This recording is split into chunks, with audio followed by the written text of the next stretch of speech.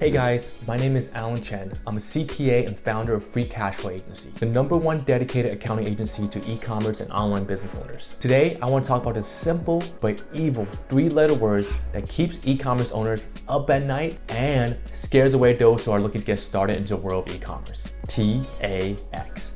Tax. Let's first talk about why it's so scary. The main reason why it's so scary is no one really understands it, but understanding how taxes work can empower you to make smart decisions and choices about managing your finance and getting the highest net income or profit for your business. A good tax plan can set you up and your personal finances strategically to take advantage of different tax breaks and tax credits. And this could help reduce your taxes significantly year over year, month over month. So first, what are taxes? Taxes are money collected by the government for the purpose of funding governmental operations. Before the income tax, the US government mostly fund its operation with import taxes known as tariffs. These days, Americans pay many different types of taxes. They include income tax, property tax, sales tax, and access tax, capital gain tax, and estate tax. People disagreed about how high taxes should be. Some say that when taxes are too high, the economy can't grow. Others argue that robust taxation helps distribute income and provide for the common good. One of the aspects of taxation that's hard for some people to accept is that pretty much everyone pays for something they don't use. And a lot of us pay for things that we don't like. For example, your taxes may help fund public schools that your kids don't go to, or policies you don't agree with. That huge bite that taxes take out of a budget is part of why raising taxes can be a tough sell politically. Unless you don't work, you work under a table, you prepaid part of your tax bill throughout the year through payroll taxes, you're gonna get hit with a big tax bill at the end of the year. What payroll tax do is they deduct the money from your paycheck and from your employer's coffers to help prepay your income tax and to pay for your Social Security and Medicare tax. You can't avoid paying tax, but you can't understand it better. I will spend the rest of this video giving you the knowledge to conquer your fear of tax and let you know which are the most important ones to you. And if you see my series on TikTok on how much taxes are taken out of your business depending on the state you live in series, I'll make sure to link it in the description below. You will see what a big chunk of change taxes can be. But with proper tax planning, you can save as much as 10% more on your taxes, and that's pure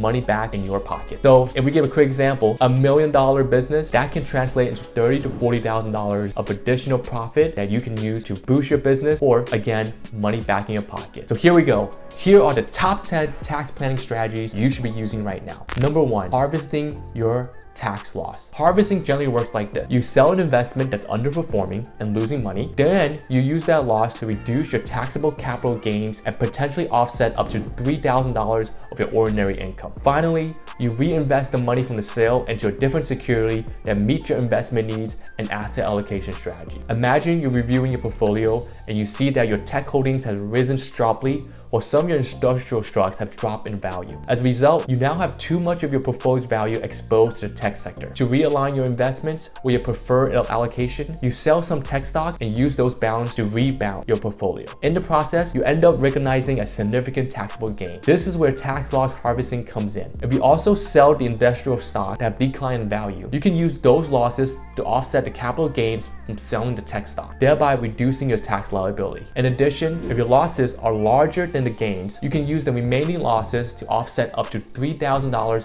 of your ordinary taxable income. For married couples filing separately, the limit is $1,500. Any amount over $3,000 can be carried forward to future tax years to offset income down the road. Number 2, retirement planning your taxes. Diversification isn't just for your investment portfolio. If you're actively saving for retirement, it's also a good idea to diversify how and when your savings will be taxed. Doing so can help you successfully navigate 2 unknowns in retirement: how much of your income will be taxable, and you need to consider not just your retirement savings, but also Social Security, pension, non-retirement investments, other potential sources of income. You also need to answer the question, when will your tax rate be after you retire? Today's rates are relatively low by historical standards, and it's conceivable they could rise before or during your golden years. Given those unknowns, it's still possible to plan for a potentially better tax outcome.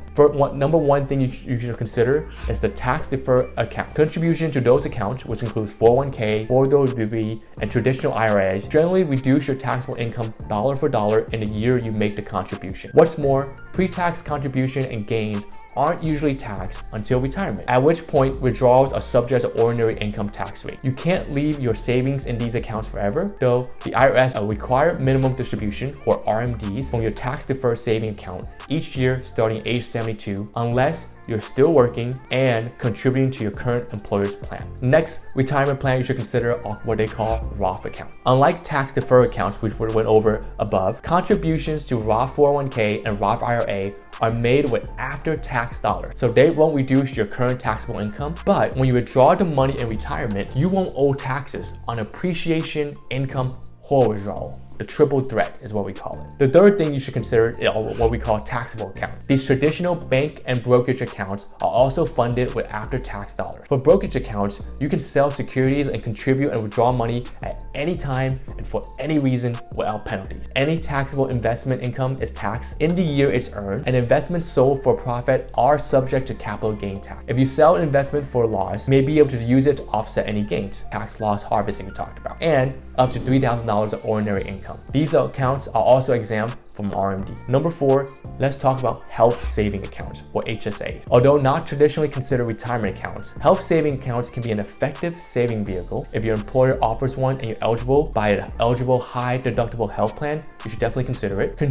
Contributions reduce your taxable income up to annual limits. Investment grows tax-free, and you pay no taxes on withdrawals for qualified medical expenses. Once you reach age 65, withdrawals for non-medical purposes will be taxed as ordinary income. HSAs are also exempt from RMDs. So what's the right mix of retirement account for you? That depends on several factors, including your current marginal tax rate, your tax rate in retirement, and how much flexibility you like to have when making withdrawals in retirement. Number 3, let's talk about home office deduction. Do I qualify for the home office tax deductions? Generally speaking, to qualify for the home office deductions, you must meet one of these criteria: exclusive and regular use. That means you must use a portion of your house, apartment, condo, mobile home, or boat with similar structure for your business on a regular basis. This also includes structures on your property, such as a studio, a barn, a greenhouse, or garage. It doesn't include any part of a taxpayer's property used exclusively as a hotel, motel, inn, or similar business. Number 2, it must be the principal place of business. Your home office must be neither the principal location of your business or a place where you regularly meet with customers or clients. Some exceptions to this rule include daycares and storage facilities. So what does principal place of business really mean? So in addition to passing the exclusive and regular use test, your home office must be neither the principal location of that business or a place for regular customer or client meetings. As long as you can meet those 2 conditions above, congratulations, you qualify for the home office tax deduction. So why is it so important for the home office tax deduction for you to be qualified? Well, it's a huge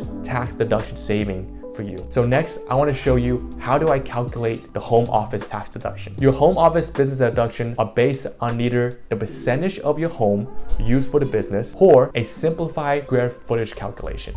And I'm going to show you how to do both. The most exact way to calculate the business percentage of your home is to measure the square footage devoted to your home office as a percentage of the total area of your home. If the office measures, let's just say 150 square feet, for example, and the total area of the home is 1,200 square feet, your business percentage will be 12.5%. An easier calculation is acceptable if the rooms in your home are about the same size. In that case, you can figure out the business percentage by dividing the number of rooms used in your business by the total number of rooms in the house. Special rules apply if you qualify for home office deduction under the daycare exception to the exclusive use test. Your business use percentage must be reduced because the space is available for personal use part of the time. To do that, you compare the number of hours the childcare business is operated, including preparation and cleanup time, to the total number of hours in the year. Assuming you use 40% of your house for a daycare business that operates 12 hours a day, 5 days a week for 50 weeks of the year, 12 times 5 days times 50 weeks equals 3,000 hours per year. 3,000 hours divided by 8,760 total hours in the year equals 0.34, or 30% of available hours. 30% of available hours times 40% of the house used for business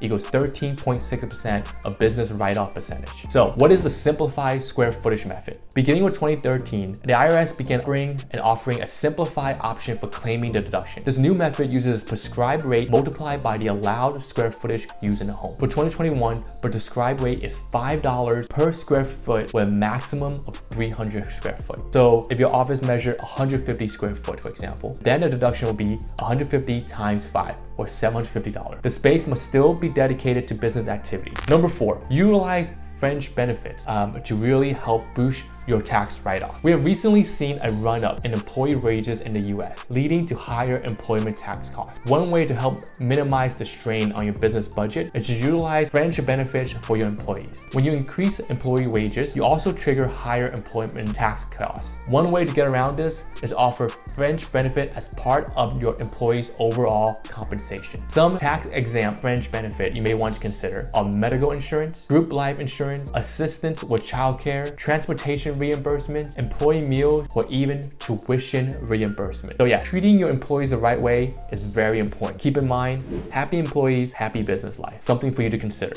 Number 5, maximize your automobile tax deduction. Running an online business comes with a number of expenses, and it can be tough to keep track of them all. One area where many business owners tend to overspend is on their car. But there are plenty of tax deduction available that can help you save money. There are 2 methods of calculating of that I want to show you. So the 2 methods I want to show you is the standard mileage method and the actual expense method. The actual expense method is based on the expenses you actually incur in the operation of your vehicle. It includes things like gas purchases, oil changes, tire purchases, car washes, insurance, and even vehicle depreciation. However, you can only claim a percentage of expenses that apply to the business use of your vehicle. To compute this, you must know how many miles you drove for business purposes and how many you drove for personal reasons. To find the percentage of your car's used for business, divide your total business miles by the total number of miles you drove for the year. So basically, business plus personal. For example, if your annual summary shows that you drove 5,000 online miles and your odometer indicates that you drove 10,000 miles for the year, divide $5,000 by $10,000. The result in this easy follow example is 0.5 or 50%. This is the percentage of your vehicle that is for business use. You then multiply the total of your actual expenses by this percentage to arrive at your actual expense deduction that you can include on your tax return. For example,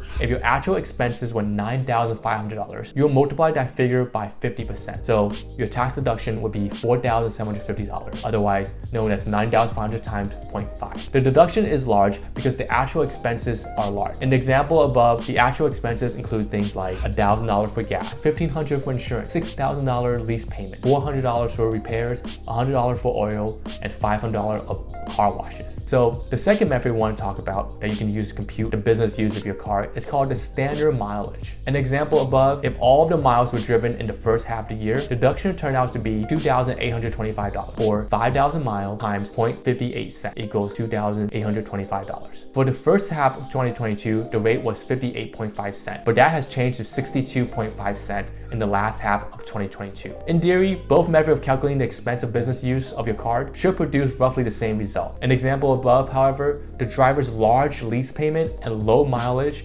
result in a higher deduction using actual expenses than using standard miles, $4,750 compared to $2,925. You are entitled to the larger deduction. That's why it's always great to use both methods and compare. If the driver's mileage were higher, the standard mileage deduction might have yielded a larger deduction. Next, let's talk about deferred taxable income to future years. If you have a record year, you may want to try and defer a bit of your income into future years. This strategy won't completely eliminate taxes, but it can help save some money here and there. On the flip side, assume you have a big taxable income year. You may want to prepay some expenses before the year's end. Many small businesses use the cash method of accounting on their books and tax returns. Under the cash method, a company recognizes income when it's received and expenses when paid. In other words, when cash is actually change hands. That creates some interesting tax planning strategies. If you expect to be in a lower tax bracket next year, you may want to defer income till the following year when you'll pay taxes at a lower rate. Okay, now let's move on to another great tax deduction. High hire your family to work in the business. It really takes a village to run a successful business, or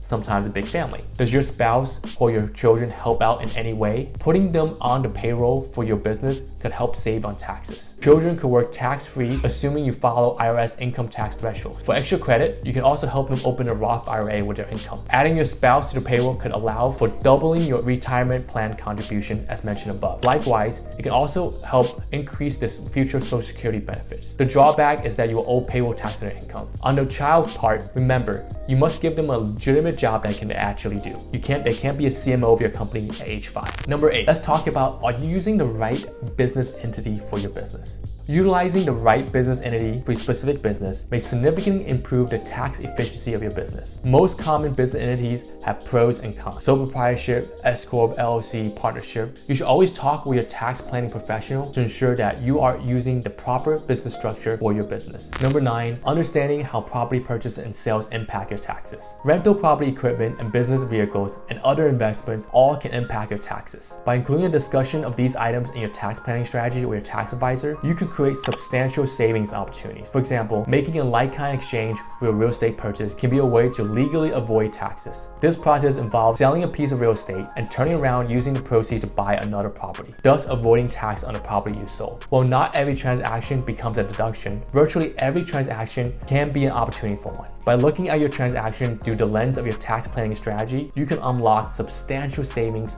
throughout your life.